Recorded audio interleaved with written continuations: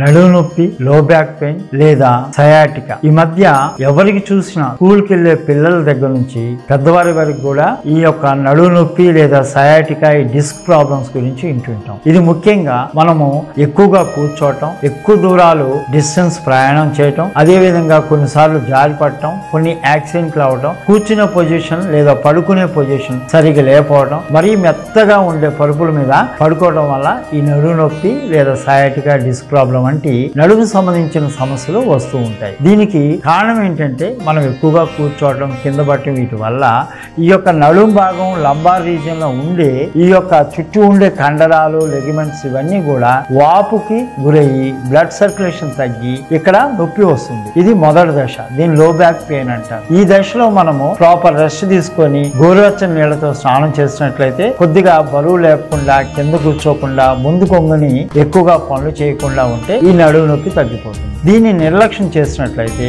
ఈ నడుములో ఉండే ఈ L4, L5 అనే ఈ యొక్క డిస్కుల దగ్గర నుంచి బయటకు వచ్చే ఈ సయాటిక్ నెర్వ్ అనేది ఒత్తుకొని డిస్క్ అనేది బయటకు వచ్చి దాన్ని డిస్క్ బల్జ్ అంటారు. దీనివల్ల ఈ యొక్క కాల్లోకి వచ్చే సయాటిక్ నెర్వ్ నొక్కుకోబడి ఈ యొక్క సయాటికా లేదా ఈ తొంటి నుంచి కింది కాల్లోకి లేదా పాదాల్లోకి జాలు, నొప్పి, కరెంట్ షాక్ కొట్టినట్టు లక్షణాలు కలిగి ఉంటాయి. దీనికి ఆపరేషన్ లేకుండా ఆయుర్వేదం మరియు కేరళ పంచకర్మలో చాలా అద్భుతమైన చికిత్సా విధానాలు ఉన్నాయి. ఏదైతే ఈ disc bulge, disc degeneration, spondylitis వంటి వాటికి ఆయుర్వేదంలో అభ్యంగం, నాడీ స్వేదం, ఎలక్టిడి, కటివస్తి, వస్తికర్మ వంటి అత్యుత్తమైన చికిత్సలతో ఎటువంటి ఆపరేషన్ లేకుండా మనము నయం చేయవచ్చు.